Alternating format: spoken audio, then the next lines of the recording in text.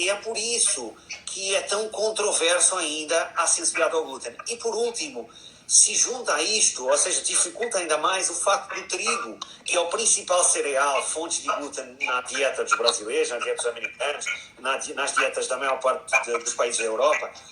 E, então, ou seja, na maior parte dos países ocidentais, isto significa que o trigo não só tem glúten, mas o trigo também tem outras proteínas. Por exemplo, o trigo contém lectinas, que podem também causar alguns dos efeitos associados, normalmente associados ao glúten.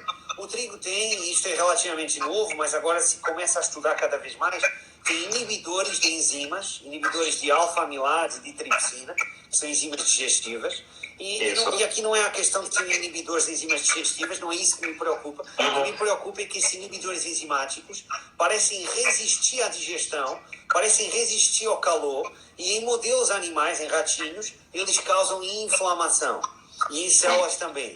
Então, também se pensa que os inibidores enzimáticos podem também ser outro componente do trigo que poderá causar alguns dos sintomas associados ao glúten. E, por último, temos carboidratos presentes no trigo, também presentes no centeio e na cevada, que são os fructanos, que são carboidratos que você não digere, e como você não digere, eles vão ser fermentados pelas bactérias no seu intestino, e dependendo da sua microbiota, ou seja, do seu ecossistema intestinal, das bactérias e outros micro-organismos que você tenha lá, você pode ter uma reação adversa a esses carboidratos. Ou seja, a fermentação desses carboidratos pode gerar ácidos graxos, cadeia curta, pode gerar gases, como metano, como hidrogênio, por exemplo, e podem causar sintomas em algumas pessoas. Sintomas gastrointestinais que podem levar a que a pessoa pense: o problema é o glúten e eu retiro o glúten e me sinto melhor.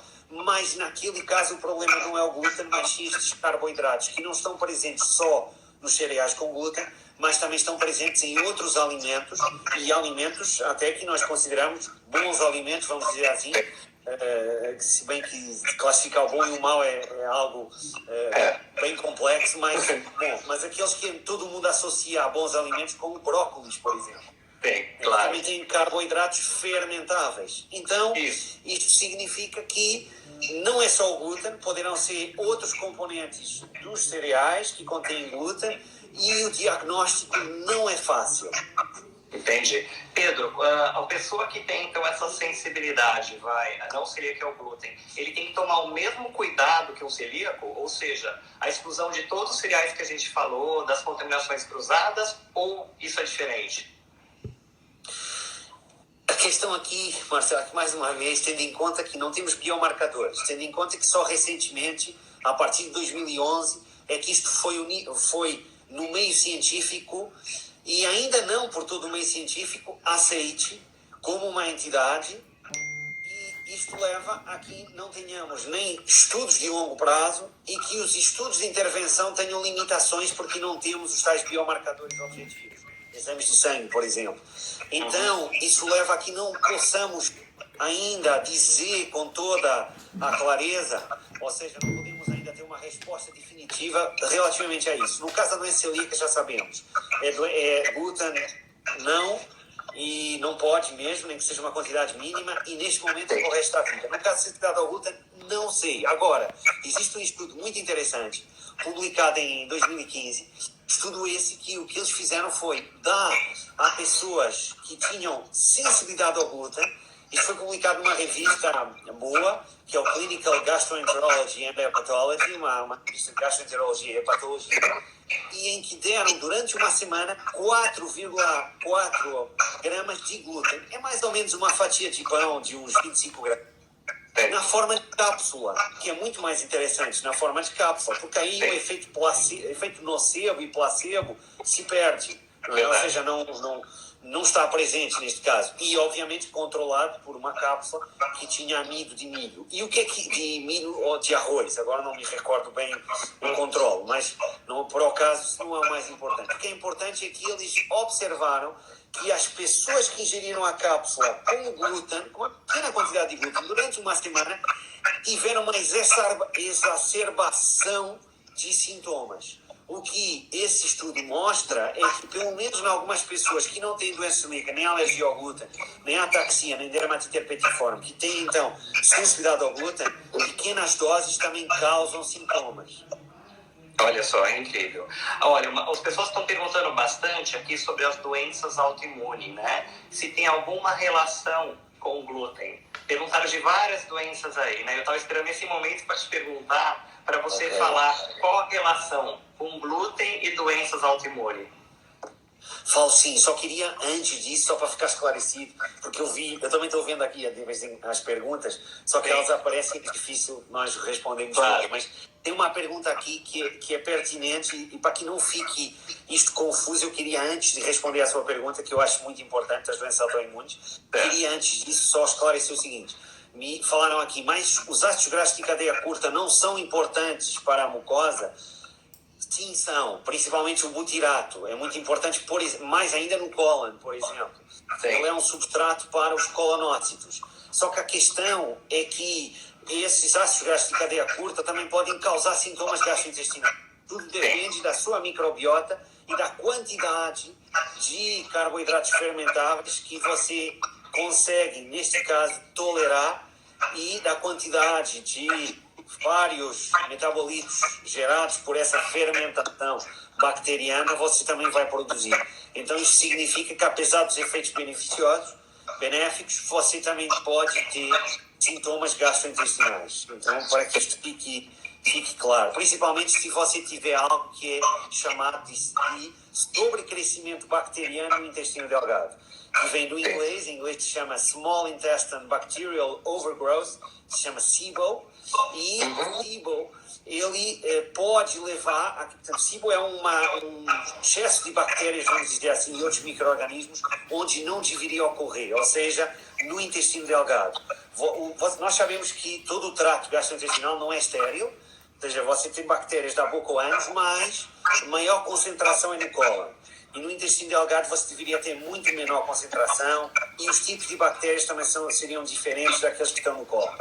Quando você tem excesso de bactérias, principalmente bactérias que deveriam estar no cólon, no intestino delgado, quando você ingere alguns carboidratos, utilizando uma expressão que alguns amigos meus brasileiros, que dão muitas palestras, usam, os carboidratos do bem, assim, você ingere, você pode ter fermentação, por exemplo, brócolis, você pode ter fermentação, e essa fermentação no intestino delgado pode gerar vários sintomas adversos.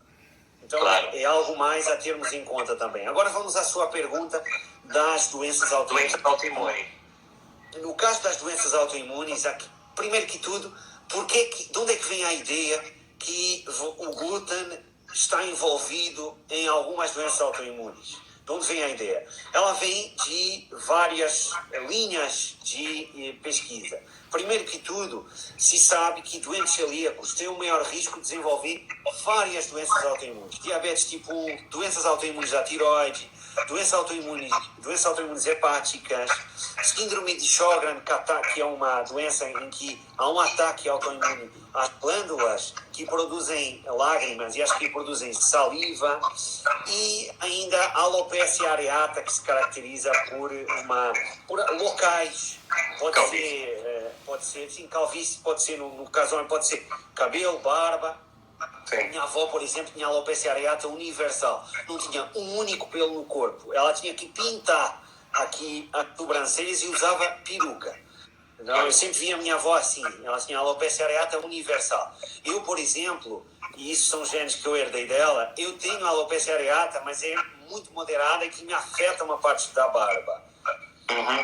Então estamos falando de doenças que estão associadas, e diabetes tipo 1, como diz a Débora, muito bem. É outra doença autoimune cujo risco está aumentado em pacientes celíacos. E também sabemos que quando doentes celíacos recebem o diagnóstico,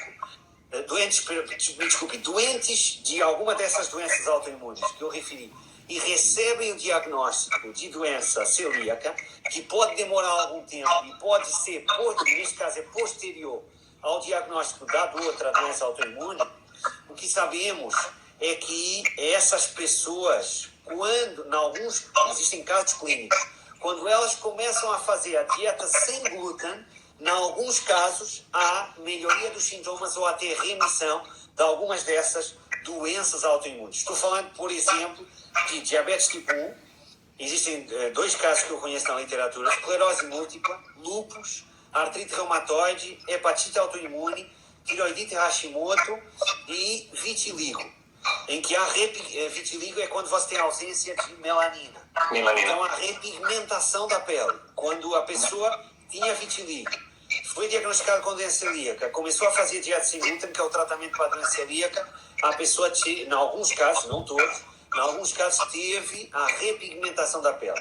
Em terceiro lugar, sabemos também que quando um doente celíaco, que tem um aumento do risco de doenças autoimunes, como eu referi, ele começa a fazer dieta sem glúten, o seu risco de desenvolver uma dessas doenças autoimunes, ele diminui de forma significativa. Agora temos mais linhas de evidência. Outra linha.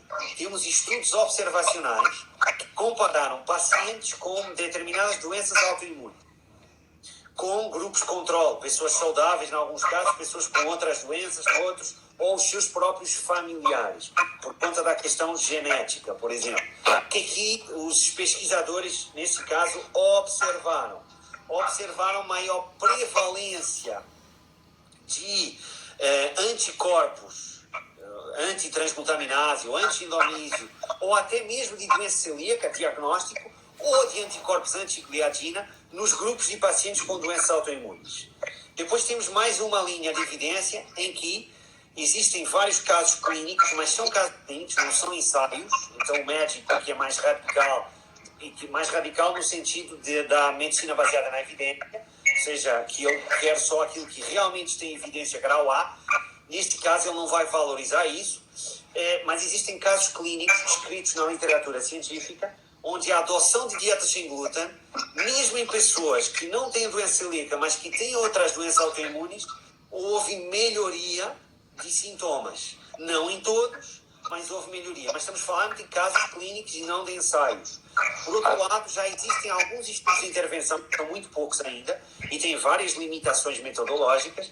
E, em alguns casos, não só se excluiu o glúten, mas se excluiu também outros alimentos, em que houve melhoria melhoria clínica em algumas doenças autoimunes. Eu estou me lembrando de, por exemplo, um estudo na artrite reumatoide e outro na psoríase. E depois existe, por último, existem vários estudos em modelos animais e em células que nos revelaram vários mecanismos pelos quais não só o glúten, mas várias outras proteínas do trigo podem afetar a resposta imune e, dessa forma, poder estar na origem, ou pelo menos facilitar ou exacerbar uma doença autoimune. Agora, é importante eu também dizer isso, é que isto obviamente não chega para estabelecer uma relação de causa e efeito. É por isso que os defensores mais radicais da medicina baseada na evidência, ou da nutrição baseada na evidência, não aceitam que se recomende uma dieta com exclusão de glúten para a doença autoimune A, B ou C. Por quê? Porque não existe essa evidência a partir de ensaios clínicos. No entanto, agora para mim vem uma questão que é sempre esta. Quando você olha para o conjunto das evidências e você tem um paciente na sua frente que tem uma doença autoimune e você quer experimentar uma dieta sem glúten, você tem duas opções. Estou falando do médico ou do nutricionista neste caso. Você tem duas opções. A opção A: não vou fazer nada, vou mandar para casa, ou fazer, ou seja, relativamente à dieta, não vou fazer nada porque eu preciso de evidência grau A, e eu entendo essa postura. É uma postura conservadora, mas eu entendo, e ela tem o apoio, tem o respaldo todo da comunidade científica. Então, se a pessoa optar por isso, não é má praxis, é correto. Mas você tem a opção B, que é: vou medir os riscos de uma dieta sem glúten, que já podemos falar sobre isso, são muito baixos, ou diria até inexistentes, se a dieta for feita por um profissional, por um nutricionista, por um médico, e vou, tendo em conta os riscos muito baixos, experimentar. E se funcionar, ótimo. Se não funcionar, se volta a introduzir. E a minha pergunta, e a minha observação é esta: qual é o problema de nós optarmos pela opção B? Que até hoje não me souberam explicar. Isso. Agora, juntando, assim, pegando o gancho que você falou, Pedro, imagina uma pessoa comum, por exemplo, assim, que ela ouve um monte de coisa falar sobre o glúten, tá demonizando, né, a questão do glúten, né? E ela decide tirar por conta própria. Talvez, pode ser que ela até tenha uma doença autoimune, alguma coisa assim, ou não tenha nada, ela não tem certeza. Existe muita polêmica, se a pessoa tirar o glúten, vai faltar vitaminas e minerais, se ela tirar o glúten, vai faltar fibra, que pode aumentar diabetes. O que é real nisso? O que é verdade nisso e o cuidado que as pessoas têm que ter? Com certeza. E tudo isso é muito pertinente, Marcelo. Primeira coisa, que nós já falamos antes, mas eu quero sempre falar nisto, porque eu acho que isto é o mais importante de tudo. É muito importante, é fundamental mesmo que a pessoa saiba se é celíaca ou não. Se ela for celíaca, exclusão total de glúten já se sabe. Se não for celíaca, ainda assim, ela pode experimentar a dieta sem glúten. E agora vamos à questão. Mas pelo menos já sabe que não é celíaca. Ótimo. Que é algo que era fundamental ela saber. E agora vem a questão, quais são os potenciais riscos? E você falou em algo que certamente você leu também na imprensa até, que isso parece que foi para a imprensa mundial. Aumento do risco de doença cardiovascular, aumento do risco de diabetes tipo 2, com uma dieta baixa em glúten ou sem glúten. E aqui eu tenho que dizer, e aqui eu vou dizer algo que é o seguinte, eu quando olhei para os estudos, eu tive vontade de rir. Tive vontade de rir pelo seguinte, porque são estudos observacionais, o que se faz é diários de frequência, são questionários de frequência alimentar, que são aplicados às pessoas. Eu não lembro o que é que eu comi ontem, como é que eu vou lembrar o que é que eu comi há 10 anos atrás? Pois é. Além disso, as pessoas mentem, que é uma coisa que se sabe, as pessoas mentem, e não é porque as pessoas sejam mentirosas. Este é algo que é uma questão de consonância, ou seja, da dissonância e consonância cognitiva. Se a pessoa interiorizou que o glúten, por exemplo, é algo ruim, ou que o que seja, a soja é algo bom, por exemplo, a pessoa poderá, ou que comer demasiada gordura é mal, ou que comer demasiados cereais refinados também é mal. A pessoa, quando vai preencher o questionário, ela tende a não indicar isso.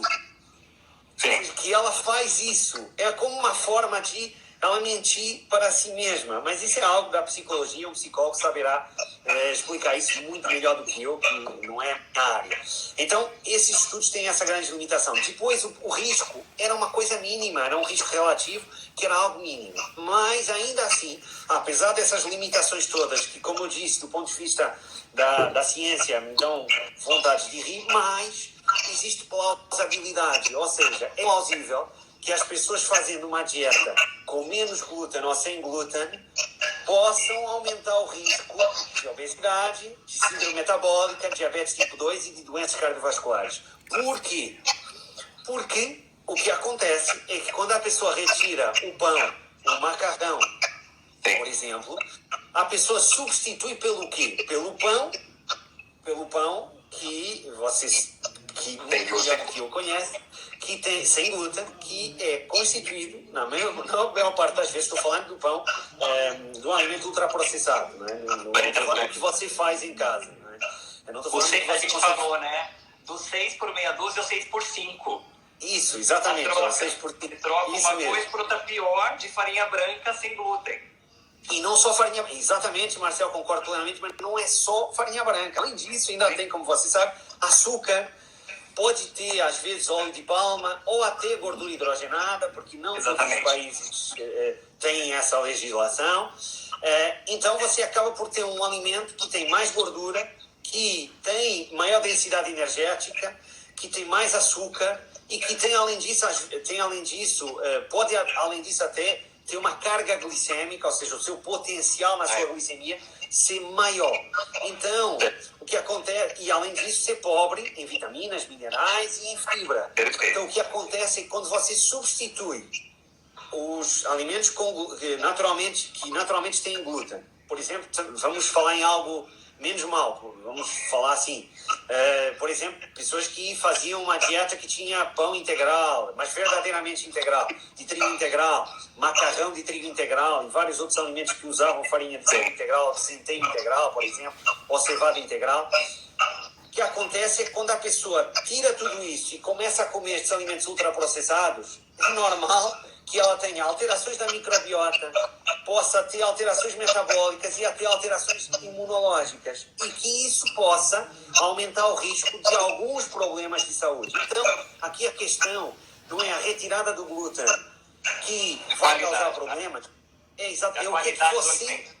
É a qualidade do alimento, ou seja, quais são as suas opções. Se as suas opções são essas, então o que eu diria é que sim, você pode aumentar o risco de vários problemas, deficiências nutricionais, problemas metabólicos. Mas se você substituir por fruta, por hortaliças, por tubérculos, por exemplo, e por vários outros alimentos, existem tantos, ou seja, por alimentos reais, vamos dizer assim, e que são, do ponto de vista nutricional, ricos, e que são ricos Pedro, em fibra.